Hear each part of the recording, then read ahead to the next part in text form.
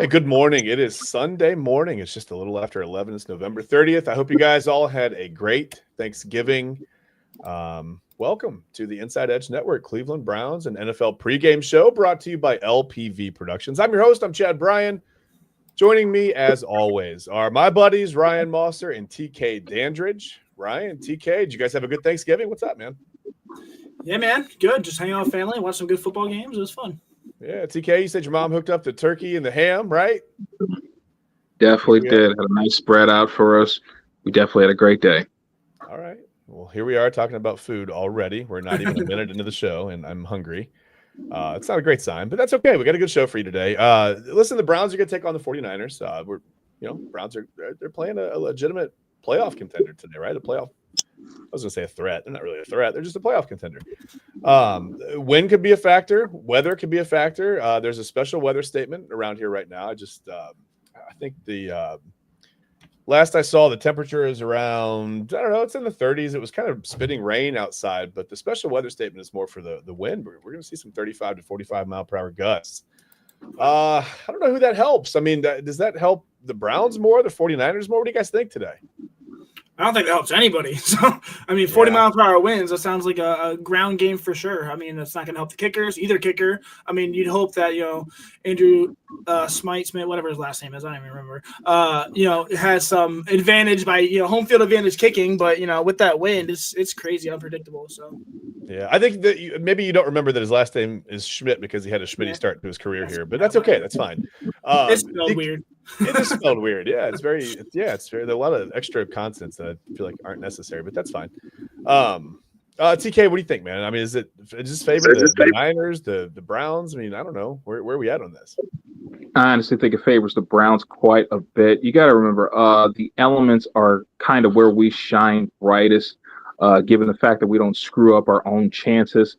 You think the last big snow game that we had here in Cleveland against the Pittsburgh Steelers, we ended up pulling that one out 24-19. That turned out to be a pretty solid team. We got another very good team coming in today in the San Francisco 49ers, although I do like their chances of possibly being one of the top three seeds in the NFC when all is said and done. They do look a bit shaky. That Monday night game, I was not very impressed by. Granted, they did what they needed to do to beat Carolina. Carolina has a very keen sense of kicking their own ass, and that's exactly what they did on Monday night. And that was pretty much a forescreener for what was going to happen for that Monday night game. So am I impressed with what the 49ers were able to do last week? Got to be honest and say no. Okay, fair enough. Hey, listen, we got some strength on strength today. We got some of that. We got Browns postseason hopes, aspirations. Maybe we'll get to that in a little bit. Of course, we're gonna go. We'll take a trip around the NFL. You guys know we'll load up the road trip car and we'll get around the NFL. But first, let me get the weather and just maybe who that favors today. Let's take a look at that real quick, and then we'll get right back to the show. Hey, good Sunday morning. It is cold out there. Out there, it is cold. It is windy, and I think the sweater is appropriate because the weather could be. I mean, I know this is Pluto, but I meant to say this could be a little goofy out there. For in a weekend where we have learned that the Kansas City Chiefs probably will not make the playoffs. We have learned that the Dallas Cowboys actually can show up in November going into December. And we're going to learn today in start number 2 for Shedeur Sanders. Can he handle AFC North weather? It's cold, it's icy, it's windy. Who wants to be out there? Who wants to go out there? I'll tell you who doesn't want to be out there. Brock Purdy. We saw his accuracy really be questioned last week. 3 interceptions in quick fashion against the Carolina Panthers, even though San Francisco, what makes them dangerous, San Francisco still handled business against the Carolina Panthers, despite Brock Purdy taking chances. He ain't taking chances out there against a top-ranked Cleveland Browns defense. I mean, Goofy, hey, bro. I love it, man. I love the sweatshirt too, by the way. I want that sweatshirt.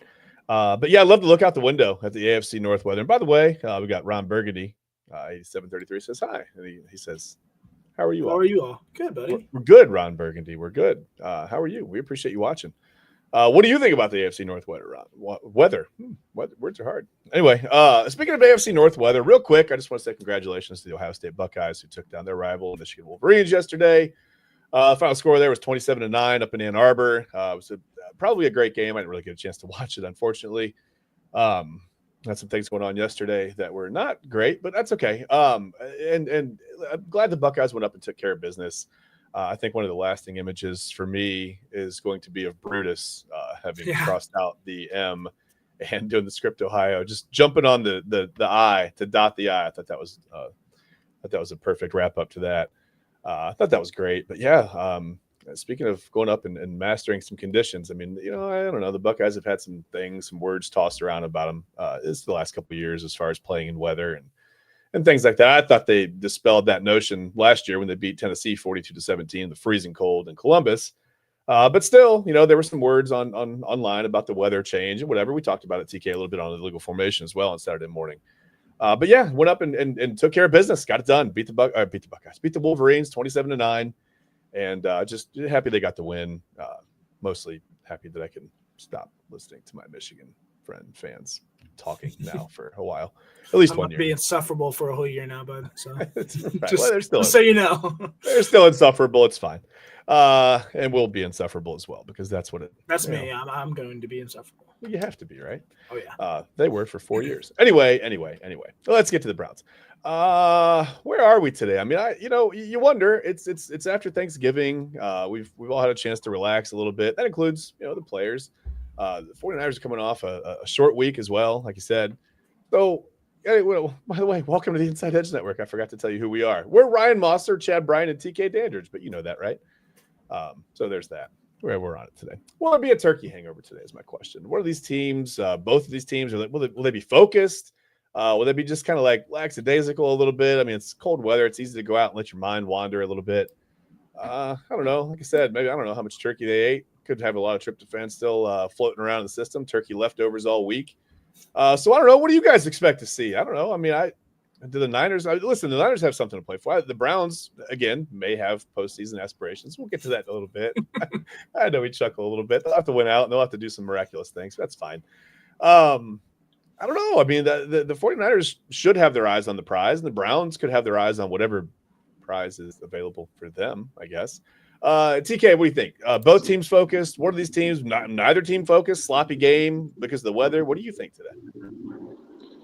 Either one of these teams could be as focused as they want to with the elements that are going to be here today. You think about a sub 40-degree temperature, 40 to 50 mile hour winds, and a little bit of snow going on. This is going to be a slot fest. I think much like we plan to lean on Quinshon Judkins early and often, I expect the same thing out of the 49ers to do the same with Christian McCaffrey. I do understand that their offensive line isn't really that great outside of Trent Williams. You've gotten decent spot play from guys like Spencer Burford and Dominic Puny at both guard spots, not to mention Colton McKivitz isn't that bad as the right tackle. But at the same time, I do expect our defensive line, who is currently better at this point in time in the season due to all the injuries that the 49ers have suffered, I expect our defensive line to be able to get home and get home early. But, yeah, this is definitely going to be a sloppy game. Definitely see a few fumbles happening. A few mishandled snaps, maybe. Could be a very eventful day downtown. Okay, Ryan, what do you think? I mean, what are your thoughts? Do you expect to see two teams come out laser focused? The Browns seem to have some kind of new direction with Shedeur Sanders at quarterback. I mean, does that help?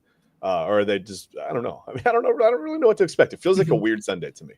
Yeah. I mean, since 1999, the Browns are 7-20 in the game following the Thanksgiving. Now, how much of that is because of tryptophan is what it's called, Tryptophan, the chemical that you find in turkey that makes you sleepy, or how much of that is because the teams over the years have just sucked. I fear the latter of the two. Since 1999, the 49ers are 14-13 in the game following Thanksgiving compared to the Browns 7-20. The main factors in this discrepancy between the 49ers and the Browns are organizational stability, quarterback play, roster construction, and late season competitiveness, which is our situation right now. Historically, the Browns have been lethargic in this game, but I assume that the lack of stability in the organization, the bad quarterback play, and how an awful job that Andrew Berry has done constructing this roster, excluding the last 4 picks or the first 4 picks of this last draft, is why the Browns have recently struggled. I will say that this 49ers team is probably at the back end of rankings of the teams that they had since 1999, especially with the injuries that they've sustained this year. But yet, thanks to culture, coaching, and the way that their general manager has constructed their roster, they're 8-4 in 2025. Will the Browns come out sleepy and unprepared? I'm not sure. I'm very hopeful that Sanders can lead this team to victory in several games this year, but the Browns' history of losing this specific game also lingers over their heads. So. Yeah, 7-20 is rough. I'm surprised. Well, I'm not surprised to hear that at all. I was surprised to hear the 49ers are just 13-14. They've had a couple of bad years there, but with Shanahan, and their quarterback, I feel like they're playing a lot better recently. So that's fair. Well, listen, you talked about injuries. I mean, namely Fred Warner and Nick Bosa are the biggest ones, obviously. But we got some strength on strength. We talked about it just before the show a little bit, at least in the intro, not before the show. But listen, the Browns' run game is pretty good, right? I mean, it's all they do. It's all they can really do. The passing game's struggled this year. Shedeur looked a little bit better last week. It's a second start, though. I don't think we're ready to throw the game on his shoulders and say, hey, go out there and be, prime Tom Brady and go win us one. But it remains to be seen how he'll play today. I mean, obviously, we're curious with the wind, with the conditions, everything else. The 49ers have a pretty good run defense. They had the 10th best run defense in the NFL. Pretty good, despite the injuries at stopping the run. So, I mean, I don't know, Ryan. I mean, which of the strengths do you think comes out on top today? Is it the Niners run defense or the Browns? I don't want to say ability to run the football because they've struggled with that offensive line, but they're just the way they're forced to run the ball because the passing game has been.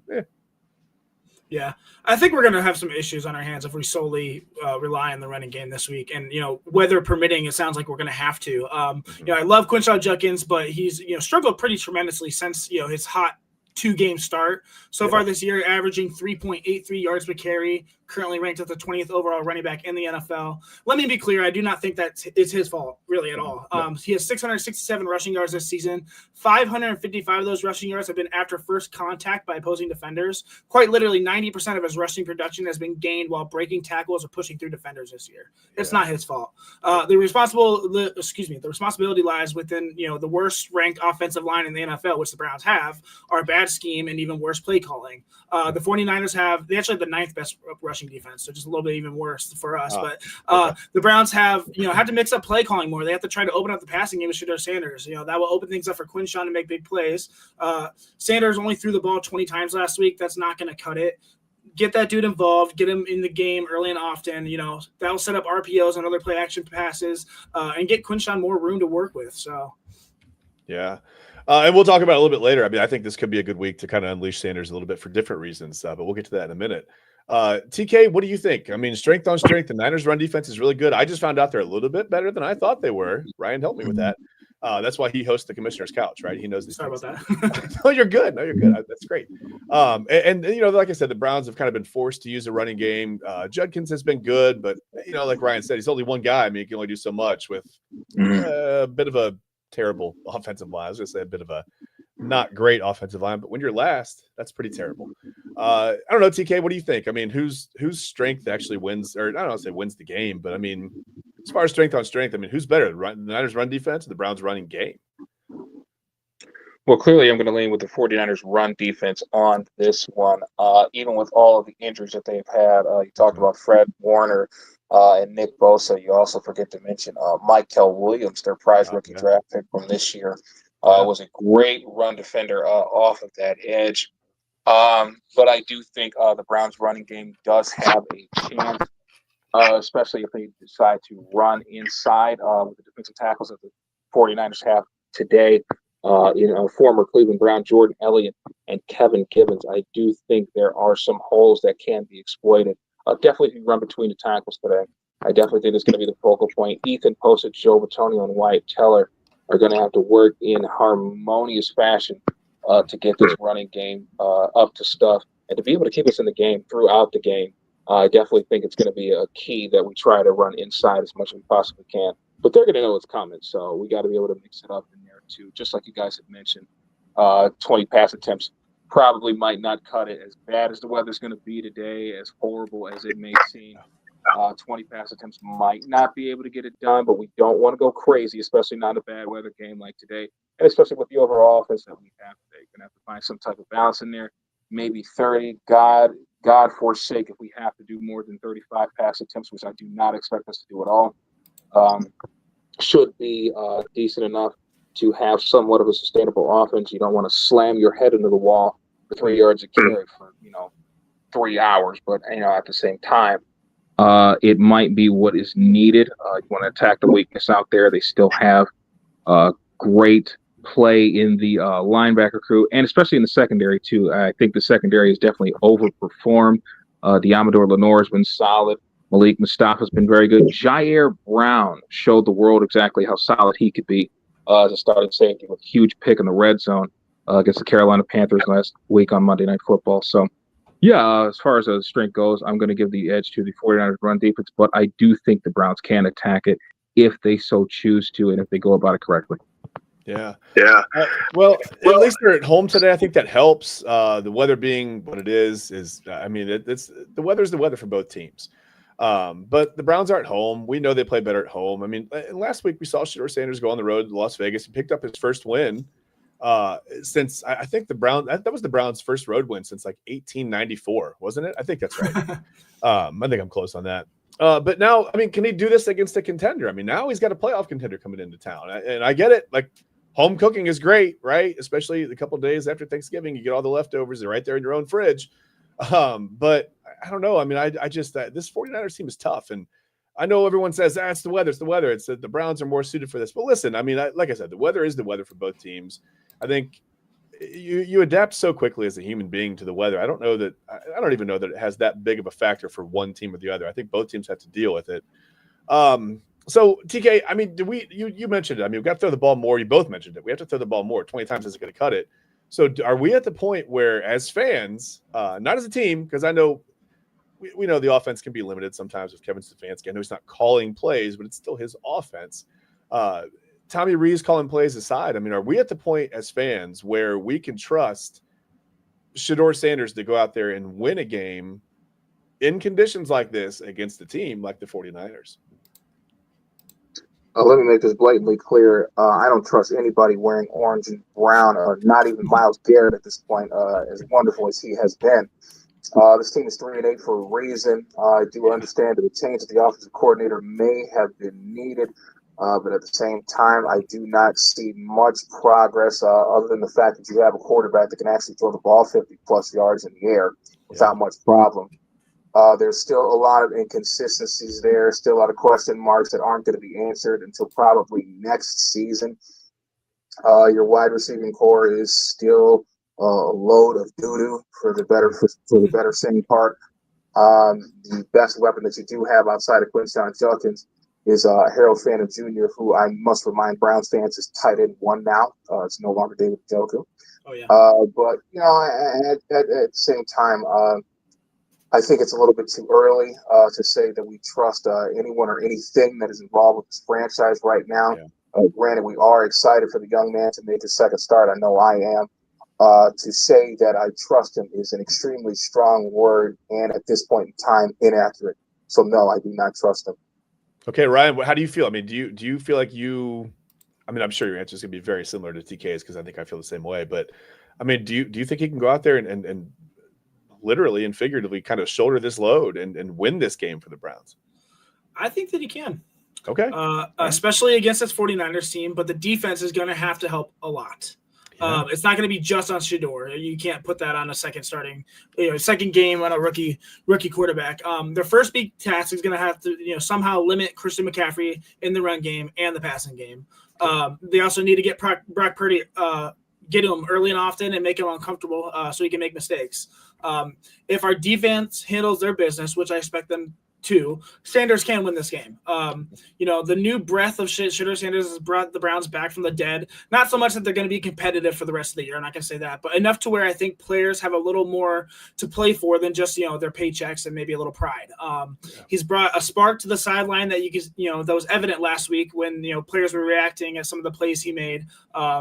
With his pretty play last week, was his play pretty last week, not entirely. But he showed flashes of promises and made plays down the field, something that Dylan Gabriel was for sure lacking. I understand that the Browns are technically still in the hunt, but at this point, they're playing for pride. Sanders should look to stack wins against 49ers team that I deem very overrated this year. I understand that their record doesn't reflect that, but good coaching can win you games too. That's not what we've seen with a 49ers team that's 8-4. Especially with injuries that, in particularly every single position this year they've had injuries. They should not be 8-4. They definitely should not. And the fact that, Kyle Shanahan not only has them, with a really good record, but contending for the playoffs with a very riddled injury team. That's a testament to him. This could be a great game to build Shedeur Sanders' confidence and also could instill confidence in many Browns fans for him to be a part of the future of this team. I think he can win it, but he's going to need help. So, okay. Well, I'll tell you this. I don't know if this might make you feel a little bit better. Not that we want anyone to be injured or limited, but Christian McCaffrey has been out of practice for a couple of days this week. Could just be because of the short week. But he's known to have a lot of lower extremity things. And I think you get that with the faster, quick twitch guys, calves, ankles, especially for running backs in general. It's just that you tend to struggle with those type of injuries. And another thing that you said was the Browns being contenders or whatever.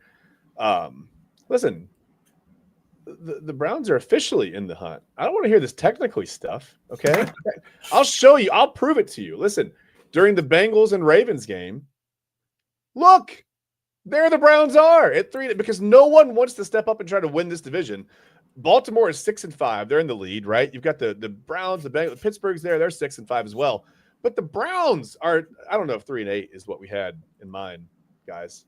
And we talked about the Browns being in the hunt. We talked about this earlier on the show this year about, the end of November coming up and the Browns showing up on the in the hunt graphic. I'm not sure if 3-8 is what we really had in mind, but they're technically there. They can still win this division. I know that seems crazy. It seems crazy that the Baltimore Ravens started 1-5 and they're probably going to win the division, but I think we all knew that. We saw that coming.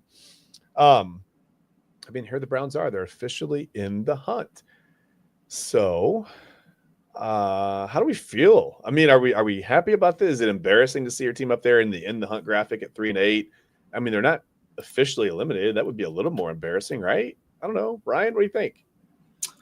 I saw that graphic on TV and I did a spit take. I started laughing. Bro, I laughed so hard. Let's be real. The Browns are not in the hunt, okay? Regardless of what that graphic says. In fact, according to the New York Times, the Browns have less than a 1% chance of making the playoffs. If the Browns have 6 games – they have 6 games left this season. If they beat the 49ers, the Browns would still have less than a 1% chance of making the playoffs. If – that percentage only goes up slightly. They go up 2% if they beat the Titans and went out. If they went out and beat the Bears, it's 4%. If they went out and beat the Steelers, 8%. And 22% if they went out and beat the Bengals. The Browns would have a 22% chance of making the playoffs if they completely went out. Went out and you have a 22% chance of making the wild card and a 78% chance of watching it from home. This reminds me of the famous line from the movie Dumb and Dumber. So you're telling me there's a chance. I guess there's a chance, but, it's highly improbable, and this is incredibly laughable at this point. So. That's great. I could not wait to show this graphic on the show. I couldn't wait. I was like, here we are. We did it. We did it. We made it. We're in the hunt. TK, are they realistically in the hunt, or it's just this like, hey, they haven't been eliminated yet, so let's throw them up there on the bottom of the graphic because, we had room for one more team. Well, Lloyd, I hate to rain all over your parade, but there's no chance that we're going to make the playoffs this year. This roster is absolutely trash from top to bottom. I see absolutely no scenario in which we make any type of late season magic or even do anything worth talking about. If we were to make some type of late season magical run and get into the postseason, it would be a very swift exit. And, at 3-8, of course, the Bengals are at 4-8.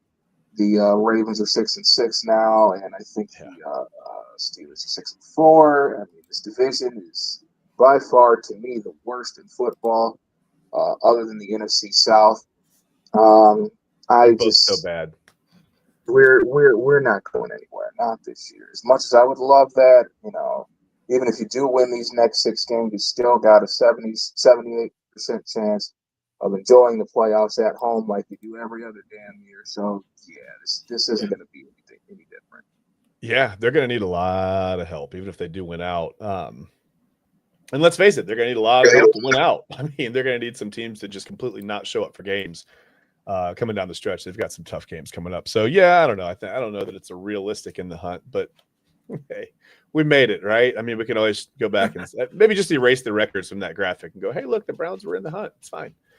Whatever. Well, listen, we're going to take a quick break, 2-minute break here on the Inside Edge Network, but don't go away. Do not go away, because when we come back, you guys know what's coming up, right? We're going to load up the party bus. And if we see any of you on the side of the road, you know what we're going to do when we're going around the NFL. We're going to pick them up, right? Pick them up. Sorry, you guys mentioned Dumb and Dumber.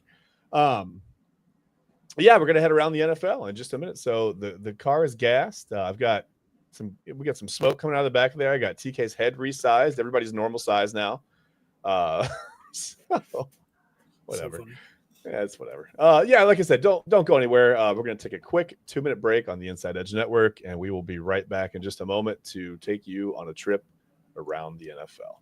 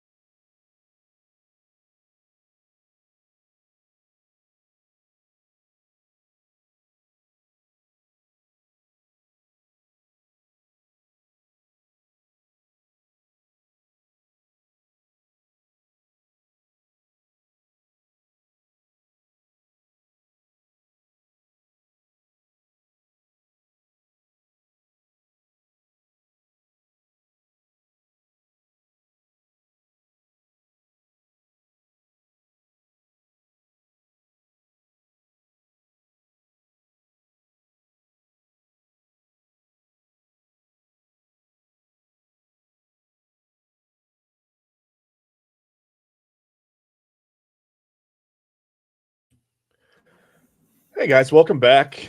We are on the Inside Edge Network, Cleveland Browns and NFL pregame show. Real quick, before we get to some breaking news on the show, just want to say Fettuccine21 says no. So thanks for that, Fettuccine. Thanks, bud. Fettuccine Alfred, no, I guess. Anyway, breaking news, according to Yahoo Sports' who was it? Ross Dellinger. Lane Kiffin has made it clear to Ole Miss administrators that he is leaving for LSU. He's going to take the LSU job. Wow. I think we all maybe kind of saw it coming. I mean, I don't know. Most people assumed that would happen.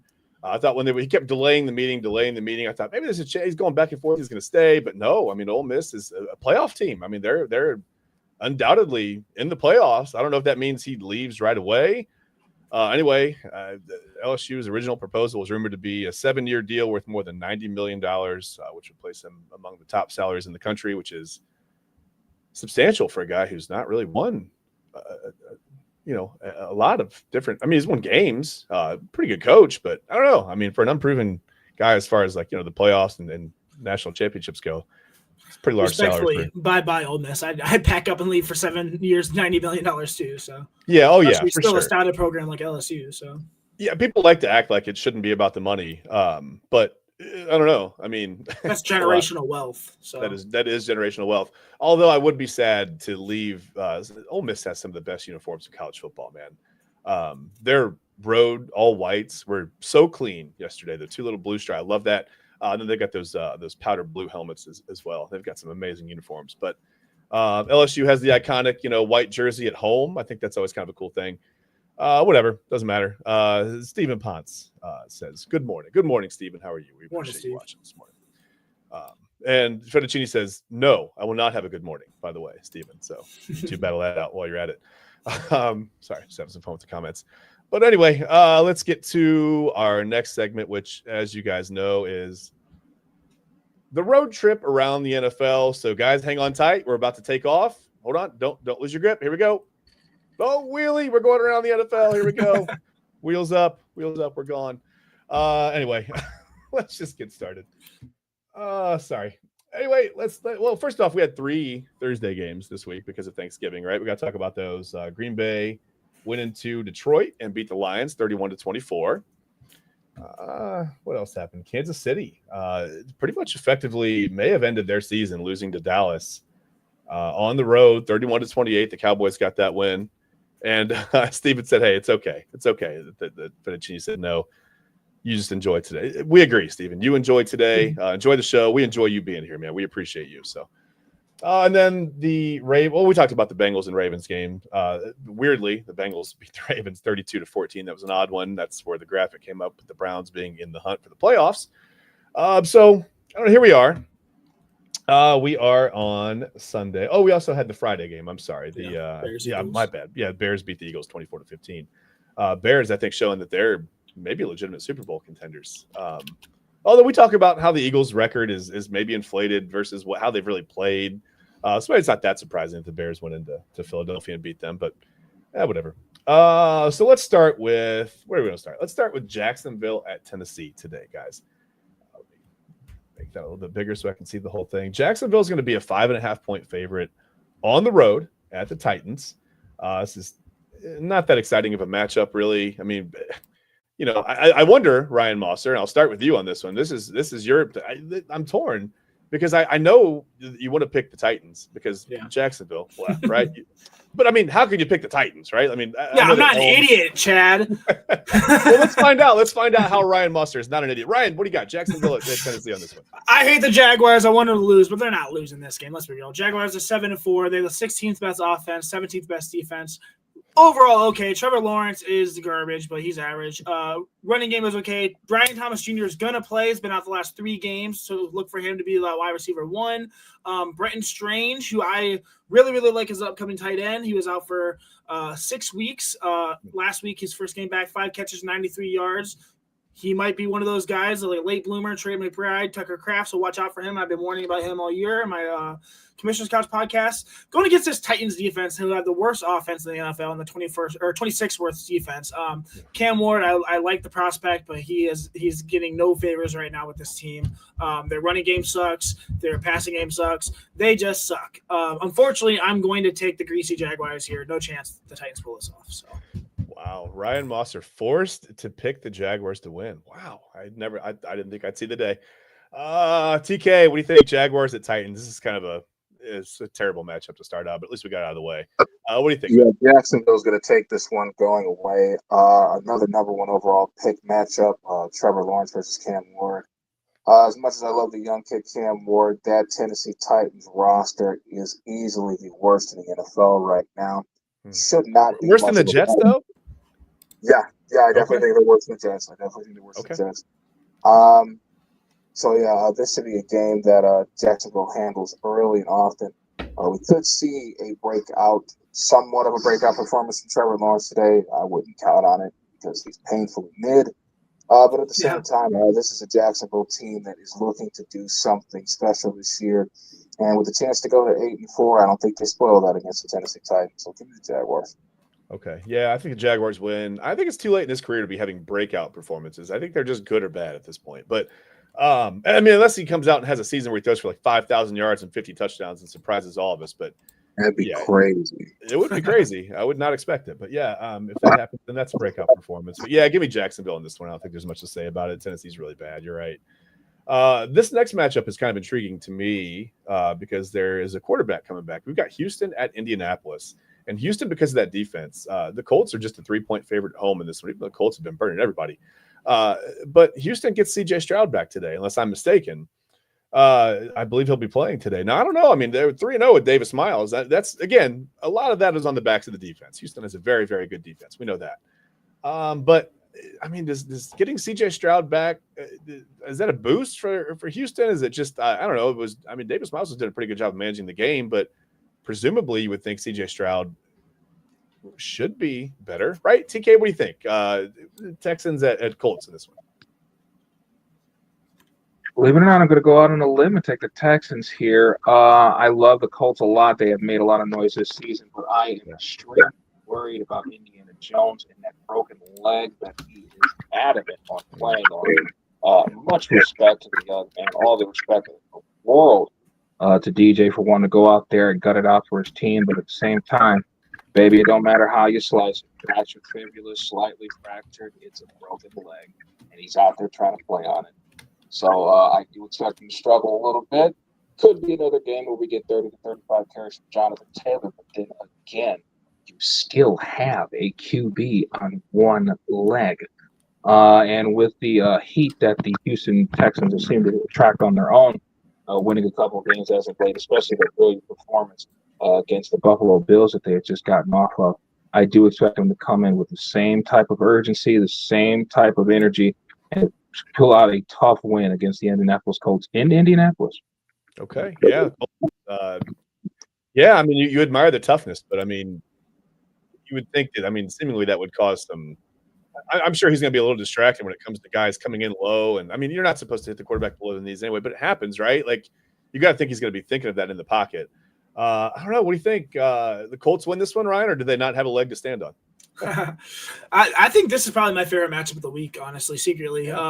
This Texas defense is the best in the NFL, the best. They're only allowing 264.3 yards per game and only 21 touchdowns this season. CJ Stroud is going to play. He's back. Davis Mills has been phenomenal the last 3 games. Looks like, he could have been one of those guys that possibly could have, resurged his career, the Jacoby Brissett of this year. Maybe we'll find out a little bit more if he continues to play in scrub minutes, but CJ Stroud's going to play right now. Nico Collins has been looking pretty good the last couple weeks after his concussion. Their running game is kind of not that great, though. I love this Colts team. I've said it all year. This is probably outside the Browns, if I'm being, objective. I just love this Colts team. They have the electric offense, second best in the NFL. Their defense is what is their biggest struggle. 21st worst defense, 28th in passing defense as well. Like TK said, Daniel Jones has that fractured leg. That is scaring me. I love Daniel Jones, but that terrifies me. Jonathan Taylor is going to have a good game regardless. I think, the passing game might be a little struggle. Michael Pittman, Josh Downs. Tyler Warren's sick with a virus. He is going to play, but he hasn't practiced all week. I'm going to take the Texans here. I'm going against all my things I've gone with the weeks before, but I just think that Daniel Jones with the broken leg, this Texas defense, Tyler Warren's sick. They're gonna struggle. So, yeah, I could see it shaking out that way. I was gonna pick the Texans as well. The Colts are only a 3-point favorite at home for a reason, right? You've got C.J. Stroud coming back. I know he hasn't been great, but we've talked about all the injury struggles. But that defense is phenomenal. And like you said, DJ with the broken leg, man, that's terrifying. I guess the only, he's playing indoors. That's the only real positive there. He doesn't have to be out in the weather, in the terrible weather. Playing with a broken leg. But yeah, you would think the first time he has to run and cut or stop or just really, has some pressure coming, low in the pocket. Well, that's going to be in his mind. So yeah, give me the Texans on that one. I don't know. We'll see. How about New Orleans at Miami? Miami is actually a 5.5-point favorite. The Dolphins are favored over the Saints at home. Neither one of these teams are very good. A couple of them have shown flashes a couple of times during the year. It's not been great, though. Brian, what do you got, man? Saints at Dolphins. Yeah, this game isn't that exciting. I'm going to take the Dolphins here. Saints, not a great offense. So defense is surprisingly relatively good. They're 11th in the NFL. They have a really good pass defense, actually. Tyler Show's been okay as a rookie. Alvin Kamara is out, and now Devin Neal, the rookie from Kansas, will play. I like Devin Neal a lot. I think he'll turn some heads this week. Chris Olave is still really, really good. Top 10 receiver. Juwan Johnson, top 10 tight end. Decent, offense for what they're given for the Saints. But I really like this Dolphins team right now. Devin Achane is a force in the NFL. He's the third best running back. Jalen Waddle's a top 10 receiver. And I think what's going to set them over this week is Darren Waller has been activated from IR. And with Waller in this lineup, he's been absolutely electric. I think they're going to force him the ball a ton, and he's going to make a bunch of plays, regardless of how old he is. I think, it's not going to be a great game, but I have the Dolphins winning. So. Okay. TK, Dolphins get Austin Jackson back for the first time this year. Does that make a difference? I mean, they beat the Saints today? Yeah, I definitely think having Austin Jackson back helps that offensive line a little bit, and they definitely will beat the Saints today. Saints are definitely a young team, rebuilding. It's clear to see. Tyler Shuck has been decent as far as his first few starts have gone.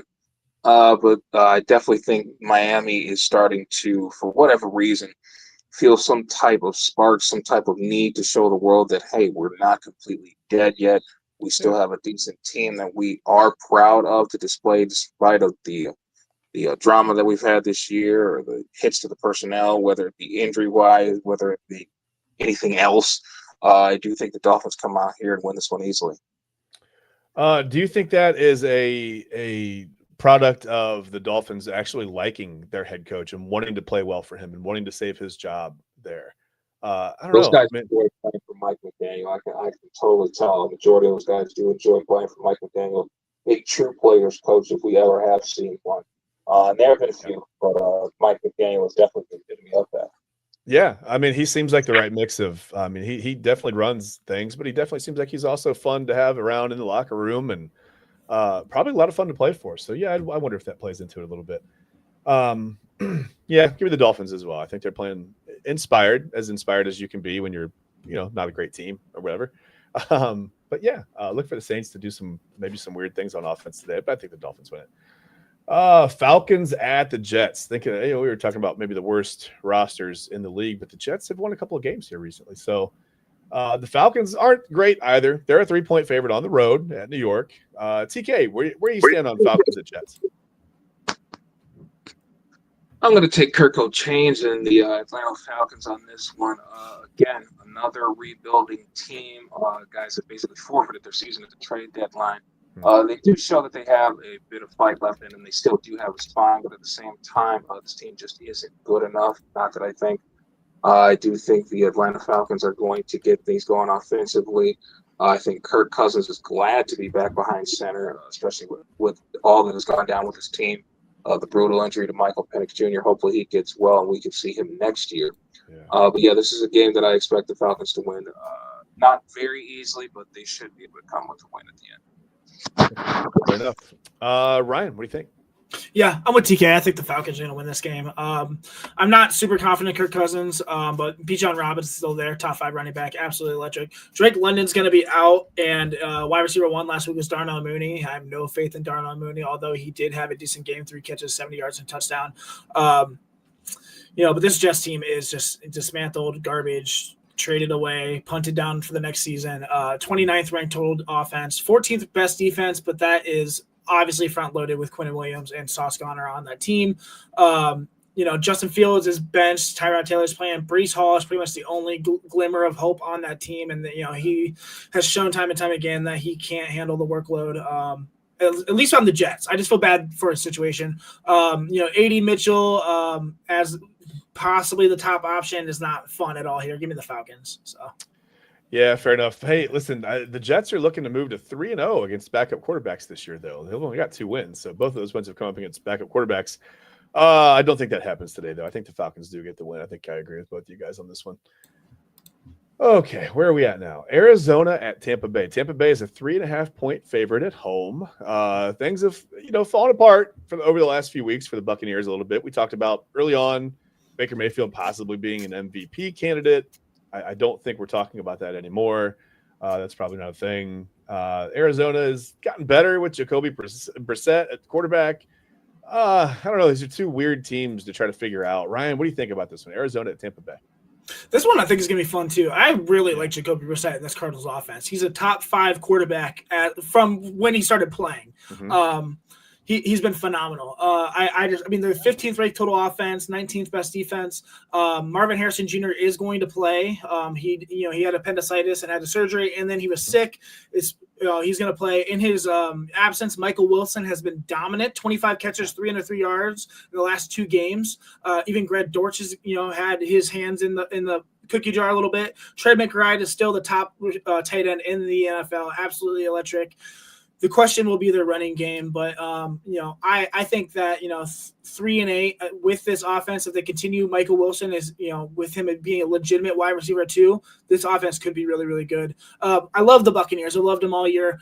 Probably outside the Colts, they're probably my second favorite team watching this year, other than the Browns. But they're struggling. Baker's been struggling. I'm so excited to see Bucky Irving play, especially for fantasy football implications, because I've been waiting on this dude since week 4, and it's been pissing me off, guys. Rashad Wright, Sean Tucker, they're okay. Sean Tucker will gain game, but we know what he is. Emeka Egbuka is going to be there as the top receiver. Every other game he's really great. The other game he kind of sits out. Godwin has been back. His first game back, 2 catches, 9 yards, not that great. I think that this Buccaneers defense is going to have problems if Marvin Harrison Jr. is going to play to 80% of what he's able to. Michael Wilson still continues to dominate there with Trey McBride. This offense could be electric. So I'm going to take the Cardinals to win this week and upset the Buccaneers. All right, fair enough. Well, TK, stop me if you've heard this before, but a Baker Mayfield-led team is on a 3-game slide, and he has an injury in his non-throwing shoulder. It's like deja vu all over again. I don't know if you guys probably don't want to talk about that season, but I don't know. I mean, what do you think in this one? I don't know. I'm torn on it. Arizona at Tampa Bay. What are your thoughts, TK? Well, Ryan does make a multitude of great points, as you did as well. I do think the Buccaneers. No? Oh, not that one. Not that one. Not that one necessarily. But I do think the Buccaneers can handle this one at home. It's going to be a much tougher matchup than anticipated, I believe. Obviously, since Jacoby Brissett has been playing so well lately in that Arizona Cardinals offense, but I do think the Tampa Bay Buccaneers have just enough to edge the Cardinals at home and to get their 7th win of the season. They're going to need it, because if they do go down today, they're going to be tied with that first place slot in the NFC South with the Carolina Panthers. So that's going to be tough to live with. So I definitely think they got a lot on the line here, and I don't think they want to lose it. Not today. Yeah, they are steadily sliding down the playoff picture as we look. But I think Arizona's going to pull it out today. I think Arizona beats Tampa Bay. I'm going to go with the Cardinals today. Let's do where are we going to go? How about Rams at Panthers? Rams are a 10-point favorite on the road. I don't know. I mean, TK, you going to pick your Panthers? I gave Ryan a shot earlier to pick against the Jaguars. He didn't do it. Are you going to pick for your Panthers in this one? This would be equally surprising. What do you think? I'm going to go out on a limb and take the Carolina Panthers this week. Surely enough, this is an odd pick, but this has been an odd team all season long.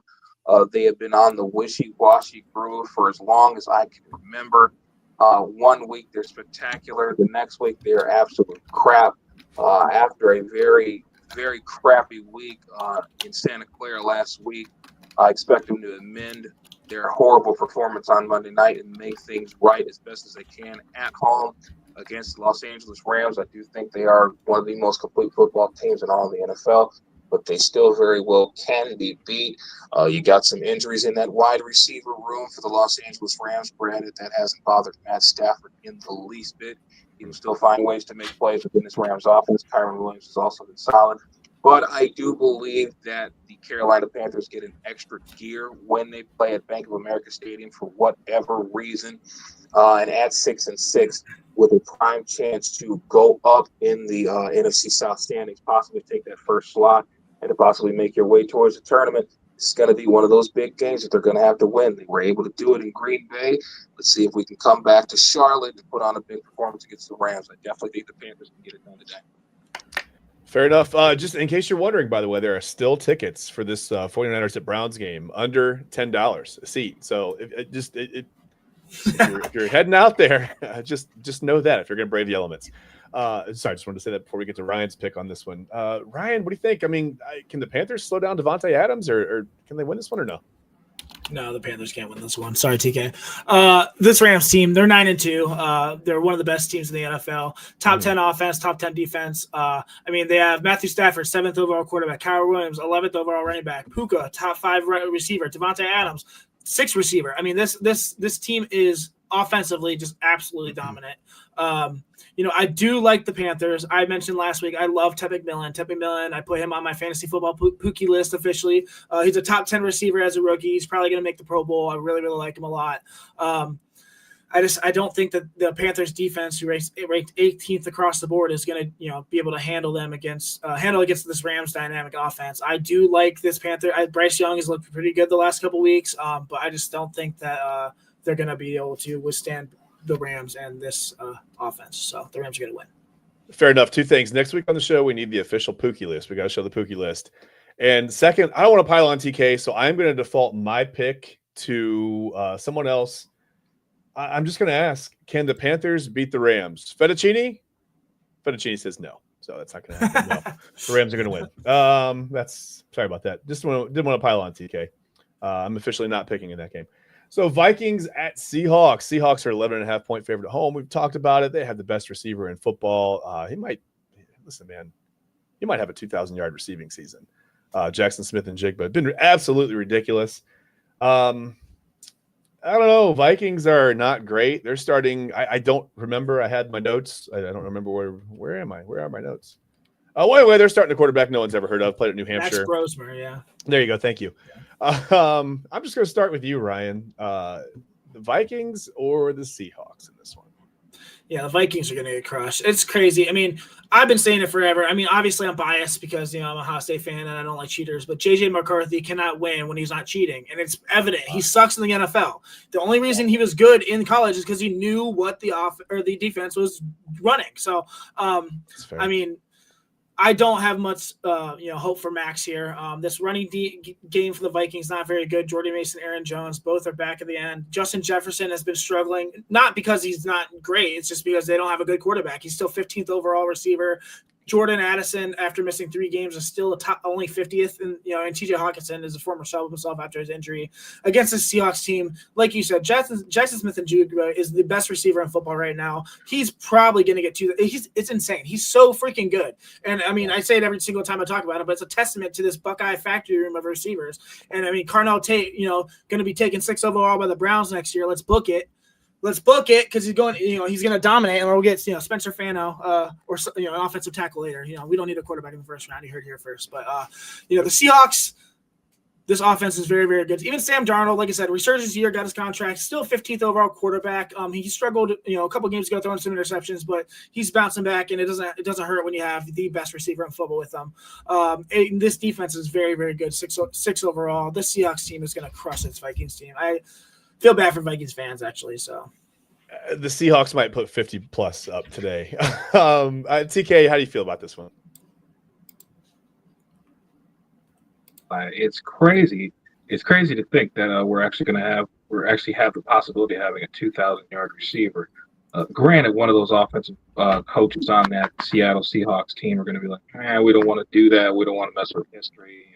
It never seems to fail. But I got the Seahawks in this one. Okay, yeah, that's fair. I think it's probably the easiest pick of the week to take the Seahawks in this game.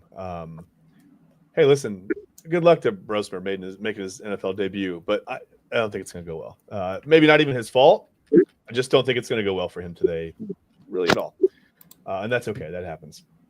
He's still had a better football career than I have, for that matter. Doesn't matter. Not throwing stones. I just don't think it's going to go well today. Buffalo at Pittsburgh. This could be a fun game, right? Pittsburgh seems to always get into these like knockdown, drag out, like 22-19 weird games where they have like a 500-pound tight end. I'm still waiting for him to line up in the Wildcat, by the way, and play some quarterback. It's not happening yet. Come on, Steelers. I mean, do something. Anyway, Bills at Pittsburgh, Bills at Steelers. Like I said, Buffalo's a 3-point favorite on the road. TK, what do you think about this one? This one was tough. These are both teams that have been, again, with the wishy-washy. 1 week we're great. 1 week we don't know what the hell we're doing. I'm going to go ahead and take the easy one and take Pittsburgh at home. Something just tells me that Pittsburgh wants to get these things right. They still have a hold on the AFC North. I really don't think it makes much sense for you to go down to another struggling team, regardless of their personnel or what have you. I do think the Pittsburgh pass rush is going to get to Josh Allen quite a bit. There's a little bit of dysfunction in that offensive line for Buffalo. I got the Pittsburgh Steelers winning this one, shockingly enough. Okay, fair enough. Ryan, how do you feel on this one? I do not have the Pittsburgh Steelers winning this game. I don't know. This Bills offense is very, very good. Third-ranked total offense. Josh Allen is still the second best quarterback in the league, and I think the key here is going to be James Cook. The problem with the Bills is clearly the receivers. I mean, they drafted Keon Coleman last year to be the wide receiver one. He's been a healthy scratch the last 2 games. I think this is going to be his 3rd game healthy scratch. I mean, Khalil Shakur is now the wide receiver one, 33rd overall, and then Dalton Kincaid, who looked like he was going to absorb a lot of targets and was looking to have a great year, is questionable this week and has been hurt the last few weeks. But James Cook, I think, is going to be the key here. As I said, the Steelers' offense is bad, 27th overall, but their defense is even worse. Their pass defense is really bad, but that doesn't help the Bills at all. They actually rank last in pass defense, but they're very average at the run defense. They allow over 110 yards per game, 8 rushing touchdowns. I think James Cook is going to run all over them. DK Metcalf is having a bad year, 27th overall. Aaron Rodgers has been in and out with injuries. The running game is okay, subpar, 20th overall and 22nd overall for their running backs. And like I said, every other week they mix and match their tight ends there. If they had, just one tight end who they threw to, maybe they'd have a really solid tight end. But I just think that I don't know, this Bills offense against this really bad Steelers defense. I'm going to take the Bills.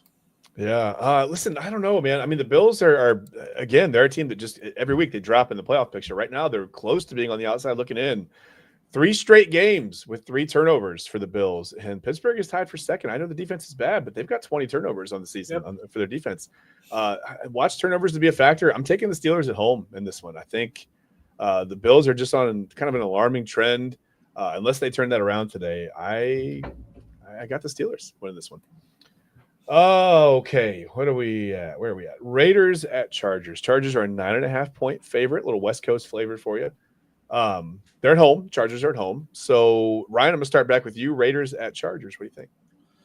Yeah, I'm going to take the Chargers here. They're going to have a bounce back game after getting stomped 2 weeks ago by the Jaguars. But we saw what this Raiders team is. The Browns looked relatively good against them. 30th best offense, 14th best defense. The only good thing on their defense right now is Max Crosby. Geno Smith, really bad. Their offensive line's horrible. So, that sucks for Ashton Genty. Trey Tucker looked to have a great start of the season. Now is, 32nd overall. And Brock Bowers has been in and out with injuries, but still is a top 10 tight end. This Chargers offense, despite their struggles, still look really good. 12th overall. Their defense is still pretty good too. I love Justin Herbert. I love that Omari Hampton isn't going to play, but he's close. He's really close to coming. So Kamani Vidal is going to get the start for now, and you never know what he's going to get. Every other game, he's really good. Like, it's crazy. Like, he's really good one game and then really, really bad the next game. Then really good. It's like for 7 games in a row. It's a weird anomaly I've noticed. But this receiving corps with Quentin Johnson, Keenan Allen, Lab McConkey, like, I don't know. I just feel like the Raiders are going to have their hands full with that secondary, and with their only good player on defense being Max Crosby, I think the Chargers are going to have a really good bounce back game this week. Okay, TK, you feel the same? Yeah. I'm sorry. Which game were we recapping again? It doesn't matter. It's the Raiders at the Chargers. There we go. Jesus, what a terrible. I love that you lost. Was TK paying attention, Fettuccine? No. Fettuccine says no. Listen, I kind of drifted off, halfway during the thing. Both of these teams put me to sleep, to be quite honest. The Raiders are just god awful. The Chargers, with their no-man offensive line, especially after losing both tackles, continue to hang on by a thread. But they're still decent enough to get things right. Yeah, this is an easy Chargers win. Not much to talk about here. No, I agree with you. The Raiders are really bad. Like Ryan said it all when he said that the Raiders made the Browns look pretty good. Wow. Yeah. Chargers at home by a lot in this one. So that means the Raiders will probably win because that's how it goes when I pick. But okay, not the last game, but the last Sunday night game is the Broncos at the Commanders. Denver is a 6.5-point favorite headed into this one. I mean, the Broncos are in control as far as they're in first in the AFC West. They're 9-2, right up there near the top of the AFC playoff rankings. The Patriots are obviously on fire. They're 10-2 right now, but we'll get to them in a minute. Let's talk Broncos Commanders. I almost said Commandos. That would have been a cool name though. Let's talk Broncos Commandos. I don't care if I can call them the Broncos. We can call the Commanders the Commandos. It's totally fine. TK, what do you think? Pay attention, TK. We're at Broncos Commanders, just in case you lost track. Yeah, give me the Broncos in this one. The Commanders are completely decimated as far as personnel goes. It's actually a really sad story to follow. But I definitely think this is the right time for the Broncos to remain hot and to possibly get hotter going into the playoffs. Broncos easily in this one. Fair enough. Ryan, what do you think? Yeah, I agree with TK. I mean, if you ask a Broncos fan, this Broncos team sucks, and they hate Bo Nix. I don't get it. I mean, yeah, he makes some boneheaded plays here and there, but he's still a top 10 quarterback. Their offense is still relatively good. Their defense is very, very, very solid. Third best overall defense right now. J.K. Dobbins out on IR, and R.J. Harvey had a great game last week, so hopefully as a starter, he'll continue to be really good. The mixture of Courtland Sutton and Troy Franklin has also been a really good matchup. Or mixed match for the receiver core. Like TK said, it's so sad, this Commanders team, especially for my fantasy team, because I have Jaden Daniels, I have Bill Krosky-Merritt, I have Terry McLaurin, I have I have 15 leagues, so I have every single player in the NFL basically, and this Commanders team has screwed me. They're one of the second worst defense as well in the NFL, below average in offense. They have Marcus Mariota, who's giving admirable play, but is not the Jaden Daniels of last year, who they desperately need. It's sad. Yeah, Commanders are going to get crushed here by this Broncos team, though. Broncos are going to go ahead and go be 10-2 here. So fair enough. Ryan Moster is the only fantasy football player that has every combination of every single player in the NFL on some kind of team. Probably. And by the way, the Broncos. Players, so. Yeah, and the Broncos are the only team that can win this game. Yeah, I think the Broncos are going to win against the Commanders or the Commandos. It doesn't matter who they call themselves; they're not going to win this game. So one final matchup for the week: Giants at Patriots. It's the Monday night game. Sounds like it would have been a really fun game, like maybe 10 years ago. But whatever. Giants Patriots. Let me get my screen out of the way so I can see. The Patriots are a 7-point favorite at home. I'm a little surprised by that. Just these lines seem to keep the Giants in the game for whatever reason. The betting lines seem to, whatever. Maybe they'll play above where I expect them to play, but I think that kind of gives you a window into what I think about this game. But let's get Ryan's opinion. Giants at Patriots on Monday night. What do you think? Patriots right now are the best team in football, record-wise at least, 10-2, first team to reach 10 wins. This Giants team, as much as I like them, they are riddled with injuries. Yes, Jackson Dart's coming back. Jameis Winston, guy's awesome. So much fun to watch, man. Catching touchdowns, throwing touchdowns, eating W's, taking L's, whatever. Tyrone Tracy's been playing serviceably. Wan'Dale Robinson has had a great year this year. He's the 11th overall receiver so far. And Theo Johnson's top 10 tight end, but their defense is very, very bad. And this Patriots team is very, very good. Top 10 in both offense and defense. Drake May looks like he could be MVP of the league this year. Travion Henderson has been dominant the last few games. Stephon Diggs has had, really good games lately as well. I think that, the Patriots are going to breeze by this Giants team pretty quickly. So, okay. TK, what do you think? Yeah, I got the Patriots in this one. Listen, the Giants continue to show the world that, hey, listen, even though our season is over, we still have a lot that we feel that we need to play for. And we're going to make every game that we play in for the rest of the season as entertaining as humanly possible. I don't know exactly how many lines Jameis Winston did before that game against Detroit, but my goodness, he was Cocaine Bear 2.0 out there, and especially watching him shake off Derek Barnes for that receiving touchdown. I didn't know what the hell I was looking at. I thought I was looking at the second coming of friggin' Mark Bavaro or something of that nature. He looked fluid. He looked fluid. Ryan, he's an old guy. He used to play tight end for the Giants back in the day. It was really ridiculous watching exactly how accurate he was with the football. Both touchdown passes to Wan'Dale Robinson and Isaiah Hodgins in that first half, and of course the play that he made in the fourth quarter. But yeah, like I said, the Giants are going to make this game very fun, very entertaining. But the Patriots got business to handle, and I guarantee you they're going to handle it. Give me the Patriots. Yeah, the Patriots look like a completely different team under Mike Vrabel.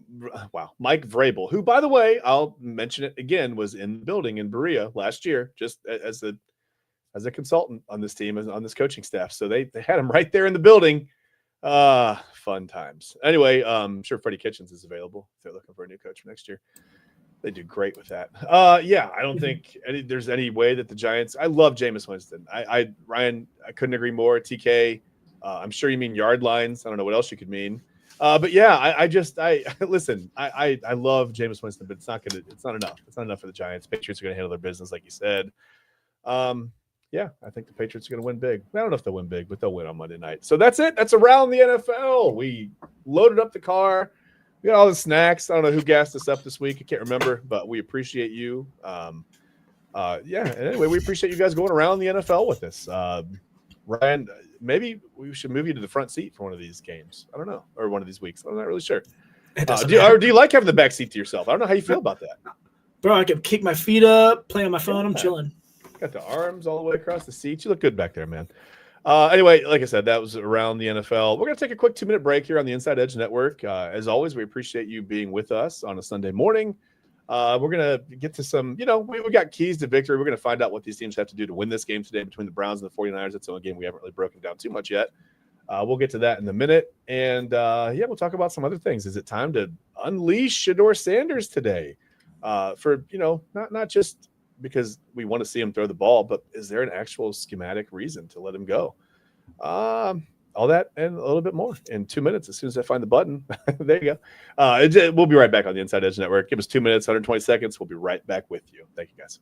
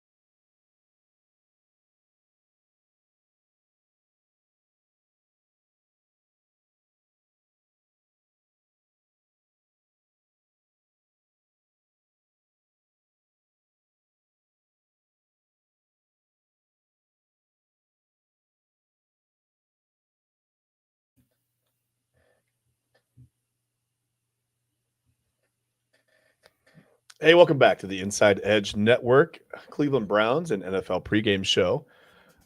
Today we're talking about the matchup between, we went around the NFL. We're going to talk about the matchup between the Browns and the 49ers, the 8-4 49ers against the 3-8 Browns, who are still in the hunt. They're in the hunt. There they are. You see them? I circled them. They're there. They're in the hunt. It's fine. Listen, if the graphic says they're in the hunt, they're in the hunt. Who am I to argue with the graphic? Right? Fettuccine, should we argue with the graphic? No. Fettuccine says no. Who knew that comment would be so poignant and useful so many times throughout the show today? Because I have no idea what he was talking about when he said it, so it's fine. Listen, today, I think in one way, I think the Browns need to kind of play to their strength today because they need to get pressure on Brock Purdy. Purdy is actually one of the worst quarterbacks from snap to throw as far as taking time to get rid of the football in the NFL. And that doesn't bode well when you've got Myles Garrett, on the other side of the line over there, especially in these conditions. Who knows how limited Christian McCaffrey really might be. It seems like every year, like I said, he's got some kind of an ankle or a calf thing going on. I don't know that they're going to be able to necessarily ride him to the finish line the way that, they'd want to probably if he were 100% healthy. So, Ryan, let me start with you. This bodes well for the Browns, right? Like this is when you look at the matchup and you look at like a way for the Browns to beat the 49ers, that's all positive, right? Purdy's terrible at getting rid of the ball. The Browns are really good at getting to the quarterback. I mean, that's good for us, right? Yeah, I'm not worried about our defense putting pressure on Brock Purdy today. Yes, the 49ers have a much better offensive line than the Raiders did last week, but they're still ranked in the 15th overall offensive line. Obviously, okay. TK mentioned led by Trent Williams and Colton Mikovits. Pretty much their only weapons on the line there. I honestly see no scenario where the Browns don't take Purdy down a few times this game. Last week, Purdy struggled against the middle-of-the-road Panthers defense. He was 23 of 32 for 193 yards, a touchdown, and 3 interceptions. Of those 23 passes, Purdy was only somewhat successful in the short and intermediate game, delivered just 8 passes beyond 10 yards. The other 13 were short passes. I'm not going to lie, Buddy looked like prime Dylan Gabriel out there last week. So, he's also still nursing his turf toe injury. He insisted last week with reporters after the game that his toe was not to blame for his bad performance, and he was struggling with timing errors. I can think of nothing better than to help assist him in those timing errors than going against a stout Browns defense led by Myles Garrett, the greatest defensive end of all time. I'm just going to say it. He is. I don't care. Absolutely. The Browns have 42 sacks, and Myles Garrett has 18 of them by himself. This defense should continue to, just go right where they left off last week against the Raiders and dominate the offensive line. So, yeah, listen, 18 of them himself, and probably a good portion of the other 24 because of him. So, it's hard to really argue with him. TK, what do you think, man? The Browns, I like you said, I'm not worried about them getting pressure on Purdy, but that has to be a focus for the defense today, right? If not the number one focus outright. We've got to be able to get in that backfield time and time again, especially having to neutralize Christian McCaffrey. He's going to be a big part of their offense, as he is every week. We have to live in that backfield if we want a chance of winning this game today. Fair enough. I think they'll be successful with that. I think, like you said, Ryan, I can't think of anything better to help your timing than to face a defense that's just so pedestrian and not very good at getting I'm kidding. The Browns are a nightmare. Their defense is just a nightmare. I wish they could find an offense to match even half that energy. Wow, they'd be a really, really, really good football team. But they're not, and that's fine. Whatever. Listen, speaking of pressure, okay, I don't know, maybe so the Niners are pretty good at getting pressure on quarterbacks, but they're the worst in the league at getting to the quarterback. I think they only have like 20 sacks, 13. I don't know how many, whatever. They're last in the league in quarterback sacks. I don't have the number in front of me right now. Should the Browns unleash Shador a little bit? I know it's going to be windy. I know it's going to be cold. Let's find out. Listen, he played in Colorado. He played some cold conditions, right? Let's find out what he's got in that arm, right? I mean, TK, am I wrong here? Is it a good day to unleash Shador a little bit or no? Not necessarily the best day to unleash him. But at the same time, if you want to know what you got, then you might have to pull a little something out of the pack when you're not necessarily ready to. That being said, like I alluded to earlier, don't go crazy. This is not. Hey, listen, this is the same thing that we had with Dylan Gabriel when we played the Dolphins not too long ago in the monsoon. That was that day. It was extremely rainy. I remember we were doing the pregame show, and I actually got locked out of the garage for a minute. I got smacked with a little bit of that rain. That was some juicy rain that day. Now, and this here snowstorm that we're coming off of from Thanksgiving. Hey, listen, we still got a little bit more effects from that. So don't go too crazy with it. I really don't want to see him rolling out right and chucking that thing 50, 60 yards. Not in this type of weather. Especially with how that field's going to be. The grounds crew has a lot of work to do today. That field is probably going to be very slick, very icy, very cold. You know, black folks don't like to be cold, Chad. You know that. Anyway, it's going to be one of those games where it's like, we may be able to do a little something here. Let's not take too much off that we can chew. So let's just try to balance this out and see if we can get a win that way. Okay, Fettuccine, did you know that about that? He says no. He didn't know that either. So I'm never going to let that comment go. I wish we could have it for the next show. Okay, Ryan. I mean, let's rephrase my question a little bit because let's say there weren't 50-mile-per-hour wind gusts today. Would it be ideally a day to kind of we'll go even further? 5 years down the road, the Browns are playing indoors out near the airport, right? They've got the nice dome, the Flying J dome. I'm sure it'll be called that. Pilot Flying J. Do you think it would be Pilot Flying J right by the airport? Anyway. Would it be ideally a good day to kind of unleash Shedeur Sanders and find out what you've got a little bit? I mean, you're 3-8. Yeah, you're in the hunt. Okay, fine. You're on a graphic, but it's not really, you're not playing to protect a playoff spot. I mean, would this normally be a good day to kind of see what you've got in Shedeur? Can he go win a game with his arm? Listen, it absolutely should be the week to unleash Shedeur Sanders. Despite the weather conditions, let me see those bombs, baby. Let me see them. I don't care. Not only does he have a start under his belt, but now, he has a win too. This 49ers defense has been struggling as of late. They're ranked 26th as the worst pass defense. Not only that, but they have only 13 sacks on the season. Only 13 on the season. Myles Garrett has 18. So he's more than the entire team by 5 sacks. As I said earlier, to put that comparison, the Browns had 10 sacks last week. The Browns have 42 sacks altogether. I know it was definitely more of a conservative approach for Sanders in this first game. Only threw the ball 20 times, as I said before. I get being conservative, but also it really annoys me. Dylan Gabriel only had one game where he had 20 or less passing attempts. In fact, if you take his 5 games started, not counting the Baltimore game where he had a concussion, he averaged 34 passes per game. In his first 2 starts, he threw the ball a total of 85 freaking times. In his first 2 games, 85 times. I'm not saying do that, but 34 passes per game average, that sounds pretty good. Maybe 30 to 34. Give Sanders the ball. Let him do some work. You can't speak about Shedeur in one hand to say that he needs to be conservative, and in the same breath, let Dylan Gabriel throw the ball 82 times in his first 2 games. They need to open up this playbook and let Sanders sling the ball down the field. That's what he's known for.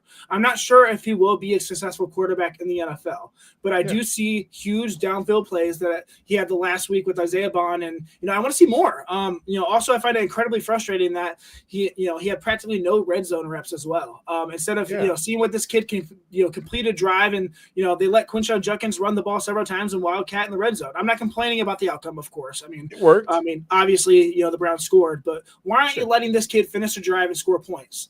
I suspect the answer might be a little bit of ego and pride, but I digress. So. Yeah, you really hope that's not the case, right? Like trying to hold down a guy's numbers so that you don't look bad as a head coach because the other guy is your guy. That would be weird. I really hope we're not at that point in this organization. And if we are, everyone involved needs to go. I mean, listen now, because it's 2 years ago, brother. Yeah. Okay. I'll give you that too. You're right. You're not wrong. That's ridiculous if that's the case, but it does feel like it. I mean, when you look at it from the outside looking in, man, it's sure hard to say that's not the case, right? I don't know. I'm just connecting dots, man. I don't know. When the dots are there, you have to connect them. It feels weird. I did wonder about that. Again, you don't argue with the results because it did work. It's fine. It worked. But man, I mean, Quinshon Judkins is the best Browns quarterback since Baker Mayfield. So right.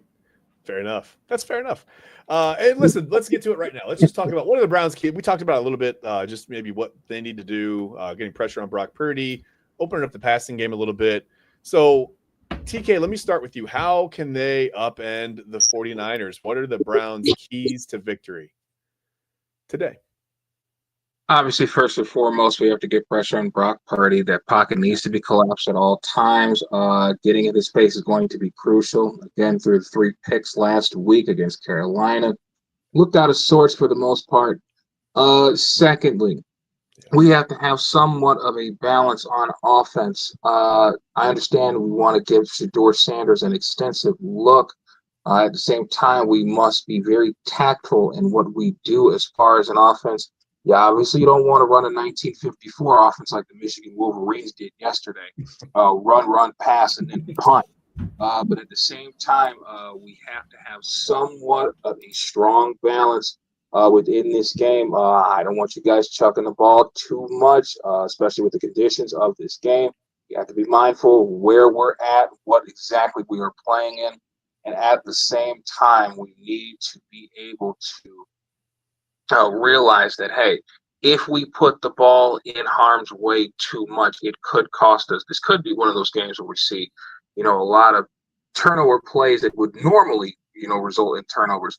You'll see a guy get lucky once in a while here, maybe a drop here, maybe a fumble that rolls out of bounds, maybe a fumble that looks like an incomplete pass. Maybe we have some tough rulage going on today. You never know. And obviously, the big one is for Kevin Stefanski to not get out coached. Kyle Shanahan is one of the 5 best coaches in all of the NFL. Kevin Stefanski has gone from a top 10 coach to an absolute dope in a matter of 2 years. This cat is nothing more than George Clooney dressing up as Richie Kotite for Halloween every season nowadays with how this team looks. So, just don't get out coached today. Kyle Shanahan has a tendency to have his brain farts. Those are usually in the Super Bowl, whether he's the offensive coordinator of the Atlanta Falcons or the head coach of the San Francisco 49ers. Super Bowl tends to be his kryptonite, but this ain't no Super Bowl, so he very well may be able to show his stuff easily. Don't get out coached, man. Don't overthink things. Please make this as simple as you possibly can. This is a very winnable game against a very good football team. Yeah. Listen, the Super Bowl is the Browns' kryptonite too, but in a much, much stronger way, so that, they can't even get close to it. So, Ryan, what are the Browns' keys to victory? What do they have to do to beat the Niners today? All the things that TK said, I'm sure, but what else? Yeah, they have to dominate defensively first and foremost. The Browns' defense is by far the strongest asset, obviously, this season. Pressuring Brock Purdy and containing Christian McCaffrey in their dynamic running game will be crucial. Limiting big plays and forcing turnovers can tilt momentum in the Browns' favor. As I said earlier, Brock Purdy blamed his poor performance last week on bad timing. I expect the Browns to focus on disrupting that timing and using Myles Garrett and the rest of that defensive line to apply constant pressure. Not to mention, you have to worry about Carson Wentz as well. Secondly, effective offensive execution.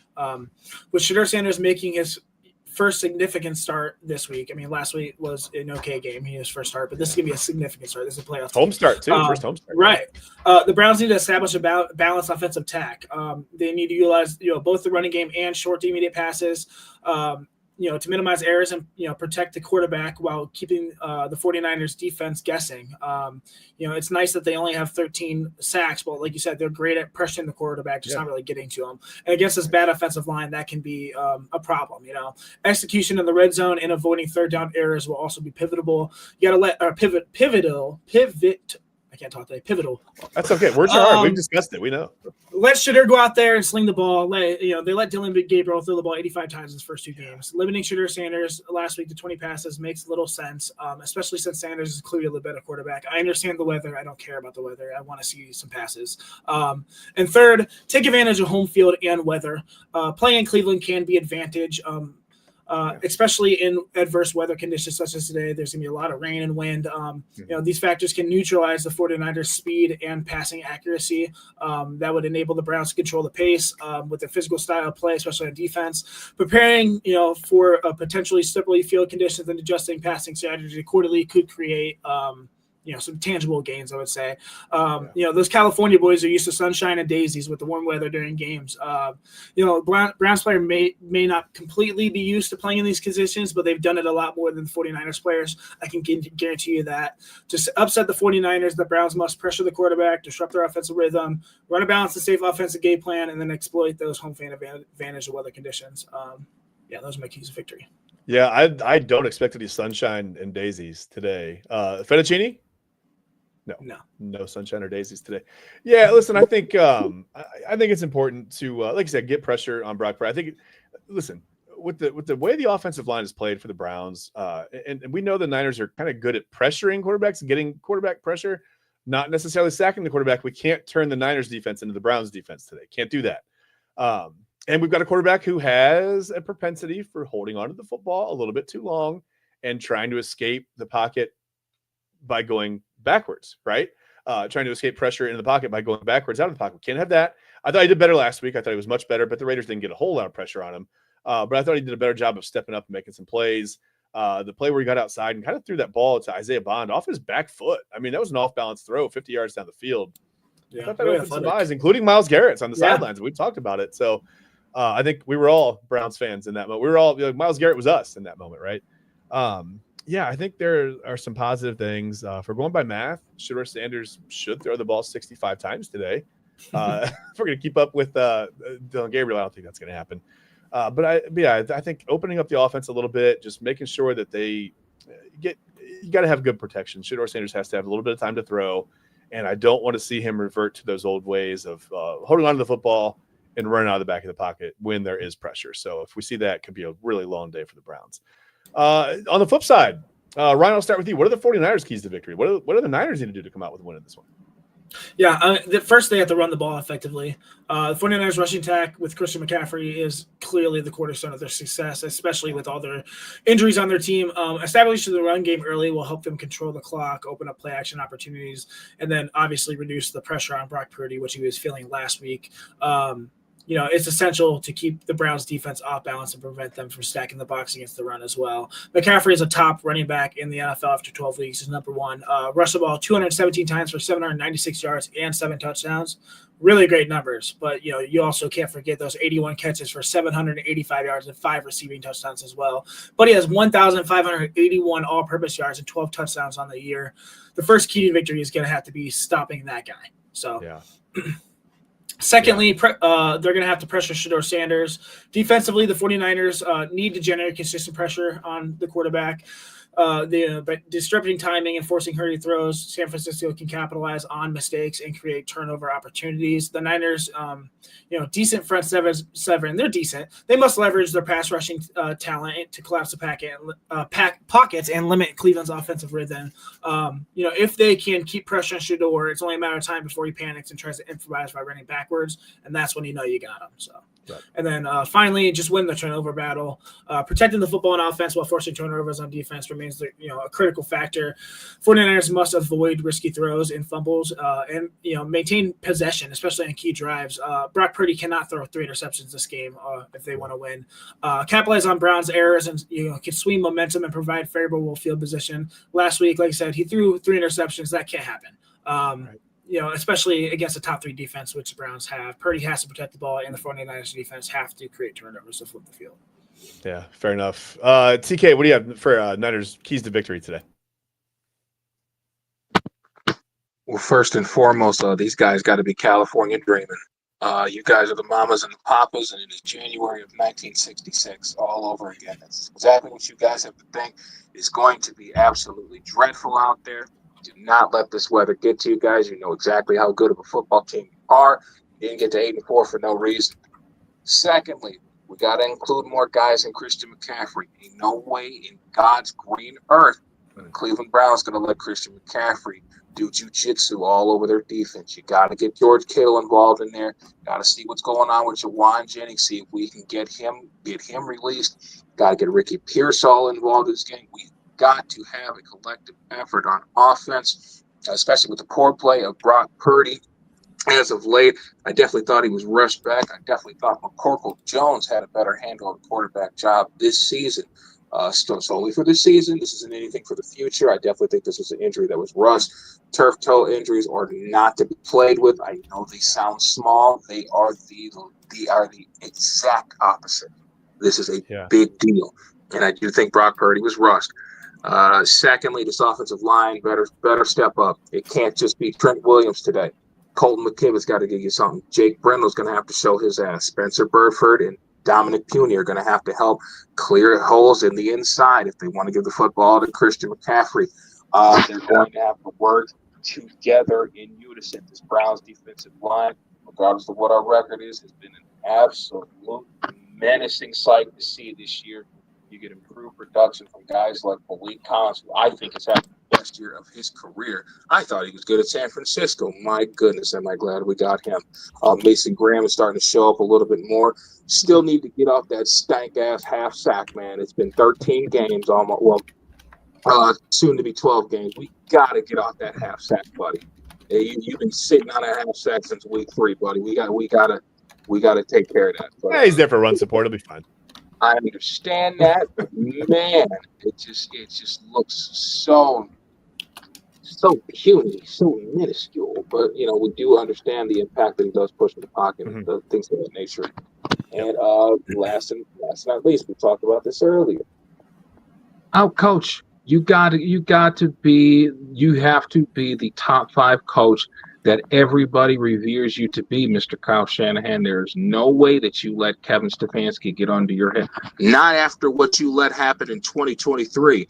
I understand we were a missed kick away from having lost that day.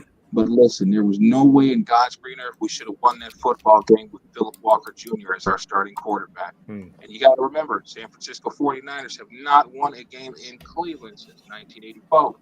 That's prime Joe Montana. It's young, damn near fresh out of Notre Dame, Joe Montana. Okay. You don't keep that going, especially if you're the 49ers and you got big dreams this year, getting to the playoffs and making a run towards the Super Bowl. Don't let this happen.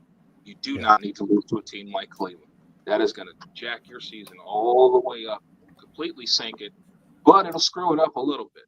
Monkey wrenches in the program are always an inconvenience. Fair enough. Well, listen, all the leaves are brown and the sky is definitely gray, TK. So you nailed that. But yeah, I think as far as the Niners go, I think a lot of things you said, both of you said, yeah, I mean, you got to get pressure on Shedeur Sanders. You have to actually get to him a couple of times. Ryan, you said it. When you make him start to panic and he starts running out of the back of it, then right? You're getting to him. Right. Another thing I expect to see out of the Niners today is a lot of delayed handoffs, a lot of draw, whatever type handoffs to Christian McCaffrey, a lot of screen passes, dump it out in the flats, things to kind of help keep Myles Garrett and that defensive line off balance. You mentioned Mason Graham, TK. One thing that I really like, that I think no one's really mentioned a lot, is the fact that the interior of that defensive line for the Browns is probably what's letting Carson Schlesinger go out there and make some plays this year. So they've done a fantastic job. I don't think people talk about that enough. I mean, everyone talks about Schlesinger, which is fine. He's making plays. He's always around the ball. But there's a reason that he has that freedom to run around and make those plays. So I think that interior of the defensive line has been fantastic. Maybe a little bit unheralded even. Okay, so I'm going to start with you, TK, because we need a score prediction. We got who's going to win? What's the score going to be? Wait, before I start with you, real quick, Fettuccine, do you have a score prediction for us? No. Okay, never mind. TK, it's you, man. Sorry, I was going to give Fettuccine a chance, but it's on you. Not a problem. Even though I did say earlier that no one in this organization wearing orange and brown should be trusted, I am banking on a Browns victory today. I do think this is a very winnable game against a tough team. I'm going to go Cleveland 17, San Francisco 13. Okay. All right. Brian, is TK insane? I mean, what do you think? TK has the Browns winning. All right. I mean, the 49ers have the 10th best offense, really, really good passing offense, which is surprising despite all those injuries. Like I said, third best in the NFL. And their defense is not awful. They have Christian McCaffrey, who's going to be a huge problem for us. George Kittle's also going to be a problem. The Browns defense is going to be a huge problem for the 49ers. They're going to get after it, man. They're the second best defense in the league for a reason. I'm not sure 100%. I'm not 100% confident on this offense. I'm not sure what the game plan is going to be, how they're going to, roll. Shedeur Sanders out there, although I want him to sling it. Logically, I have the Browns losing this game, 27-15. However, I think that Shedeur Sanders will throw the ball a lot more in this game and will find success. Myles Garrett will continue to dominate at the line of scrimmage, and weather will affect the 49ers more. I never do this, so I'm actually going to pick the Browns to upset the 49ers and win this game. Okay. I'm going against my logic here. I called it last week that Myles would have 3 sacks. He did. I think he'll add 2 more sacks and bring his total to 20 today. I think Shedeur Sanders helped the team win. I think the Browns are going to win 24-21 and bring our playoff hopes from less than 1% all the way up to less than 1%. So I'm really excited about that. I can't wait to be less than 1% because, Ryan, they're in the hunt. They're in the hunt. It's fine. Right. They're in the hunt. Listen, as far as score predictions go, this is a weird one for me because of the weather conditions. You've got a new quarterback making a second start, his first home start. We don't really know what type of quarterback he's going to be in the NFL. We don't know what the game plan is going to look like. We don't know how Brock Purdy is going to be feeling on his feet. TK, you mentioned it, man. Turf toe is nothing to mess with. People go, oh, but it's a toe. It's not like you have a broken leg. It's not Daniel Jones. In some ways, I think you'd almost rather have a cracked fibula than a turf toe, right? Right. I don't know. It's a tough injury. It's hard when that's your base, right? That's the first thing that contacts the ground, right? Your feet. You got to be able to, you have to have your toes to be able to move. And when one is down like that, man, it makes a huge, huge difference in balance and speed and reaction, everything. everything that across the board makes a huge difference. Just even be able to step into a throw, right? It's a huge difference. It doesn't matter which foot it's on. So man, it's weird because this Browns defense seems to thrive in these games like this, these bad weather, cold, windy, rainy, snowy, whatever games. I really want to pick the Browns. I feel like there's going to be a defensive touchdown today. I feel like there's going to be something. San Francisco is going to turn the ball over at some point. But despite all that, I think the Browns score a defensive touchdown and still lose this game. I think the Niners win this one. Oh, man, I've been going back and forth on the score. I want to say it'll be close at 27-17. I think the Browns are going to make an unforgivable mistake. I don't know that that's going to be Shedeur Sanders necessarily, but I think down the stretch, when it comes time to either come back and get this win or if they've had the lead, I think they just make an unforgivable mistake. It feels like one of those kind of days to me. I don't really have a reason for that. It's just a gut feeling, really. But yeah, 27-17. I think the Niners win this one. So I'm going to go against both of you guys. I'm going to say the Niners win it. Yeah, 27-17 is what I have. So we'll see what happens. Listen, thank you guys for watching. We appreciate you being with us. Remember to follow us on social media. Get out there and go to Twitter. If you're watching us on Twitter right now, just hit the follow button. Or X, whatever you want to call it. I still call it Twitter. I don't know. It's weird. X is weird. But yeah, if you're watching on Twitter, just go back and hit the follow button before you get out of here. Make sure to follow us so that you always know when we go live. You can be notified when we go live, and you can just throughout the week. We tend to tweet certain things out. You guys should see those. But yeah, follow us on Facebook. We're now on TikTok, by the way. So if you're on TikTok, go to TikTok and look for Inside Edge Network. We're right there on TikTok. We've just got the TikTok is our little baby. We're creating it. We're starting that.